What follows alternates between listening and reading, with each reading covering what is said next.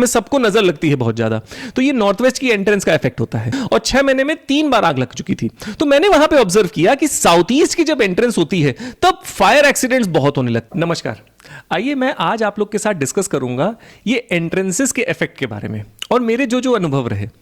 तो मैं रिसेंटली अभी एक चंडीगढ़ की विजिट में गया था और वहां पे साउथ वेस्ट की एंट्री खुली हुई थी एक शोरूम की, W1 की entrance to be more specific. तो वहां पे क्या हुआ, जब बिजनेस चालू हुआ तब तो भयंकर ग्रोथ हुई, ढेर सारा स्टाफ रखा गया, बहुत कस्टमर आए, सब कुछ बहुत अच्छे से रहा।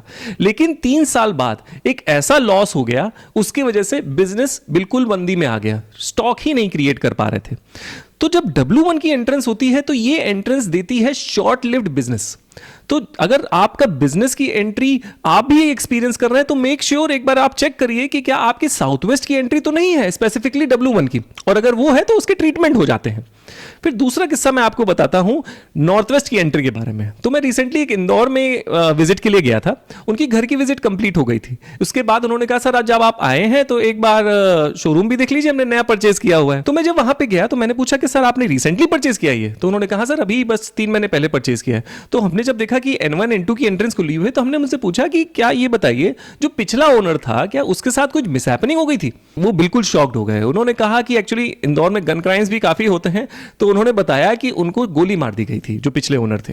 तो N1 N2 की जब एंट्रेंसेस होती हैं तो क्या होता है, बाहरी लोगों के रॉन्गफुल इंटेंशंस आपके ऊपर वर्क करने लगते हैं। ये वही एंट्रेंस है जब नॉर्थ वेस्ट की एंट्रेंस खुलती है तो जो आप कहेंगे कि आप यार घर में सबको नजर लगती है बहुत ज्यादा, तो ये नॉर्थ वेस्ट की एंट्रेंस का इफेक्ट होता है। नॉर्थ वेस्ट में अगर लाल रंग या पिंक कलर का रंग अगर होगा तब भी बहुत ज्यादा नजर लगती है।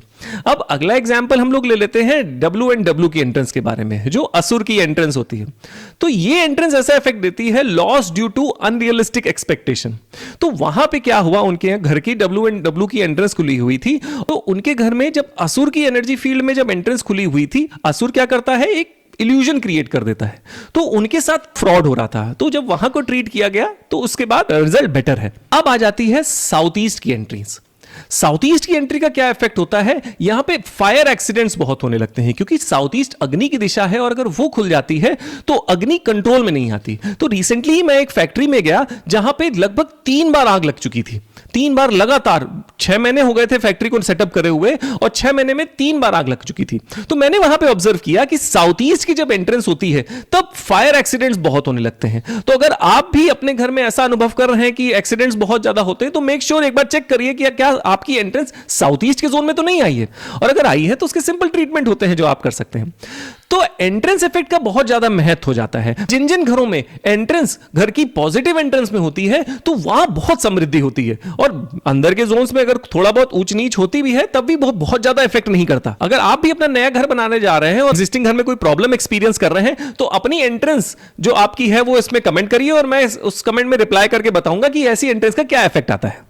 Thank you.